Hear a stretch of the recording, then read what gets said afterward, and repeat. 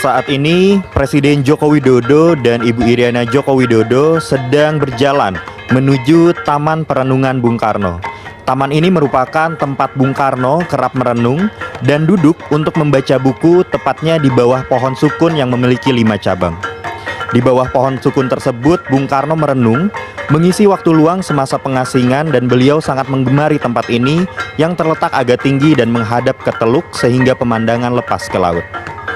Di bawah pohon tersebutlah Bung Karno menemukan inspirasi dasar negara yang selanjutnya dirumuskan menjadi Pancasila.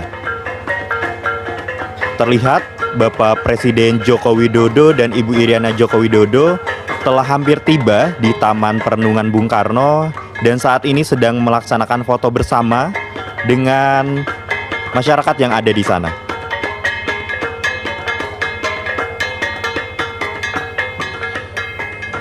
Di bawah pohon sukun tersebut, Bung Karno sering duduk termenung untuk memperoleh ilham dalam menggali butir-butir Pancasila sebagai dasar negara kesatuan Republik Indonesia.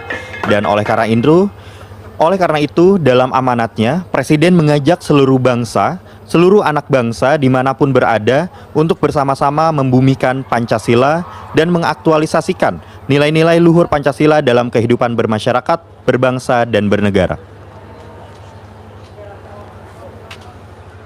KBPW, Bapak Presiden dan Ibu Haji. Selamat Taman Renungan Bung Karno yang sangat bersejarah ini. Saya penutur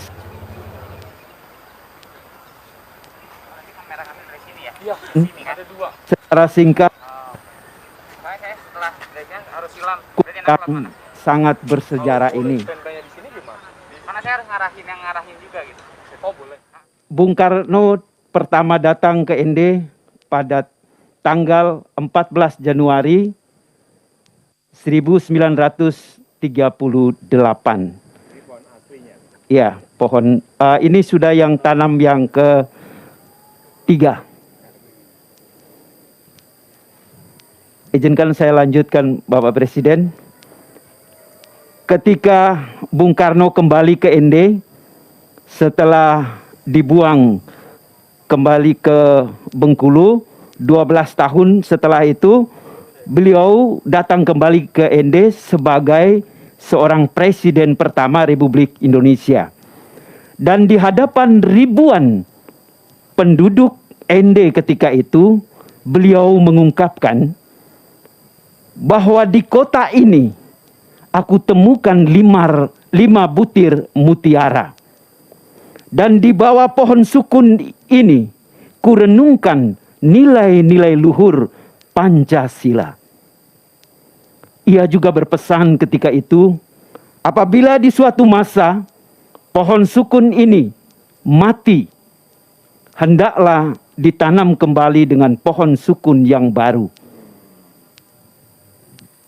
Dan pohon sukun yang pertama itu mati pada tahun 1972.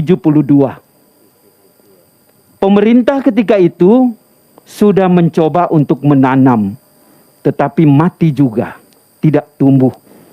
Dan pada masa kepemimpinan Bupati Herman Yosef Gadijou, beliau meminta kepada sahabat-sahabat Bung Karno yang masih hidup ketika itu untuk menanam kembali.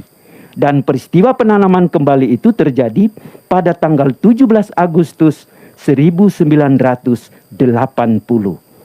Pohon sukun itu pun tumbuh hingga saat ini, dan uniknya Bapak Presiden, pohon sukun ini tumbuh dengan 5 cabang. Bagi orang ND Bapak Presiden, ini membuktikan bahwa ND memang benar-benar rahimnya Pancasila. Demikian Bapak Presiden yang bisa saya sampaikan. Terima kasih.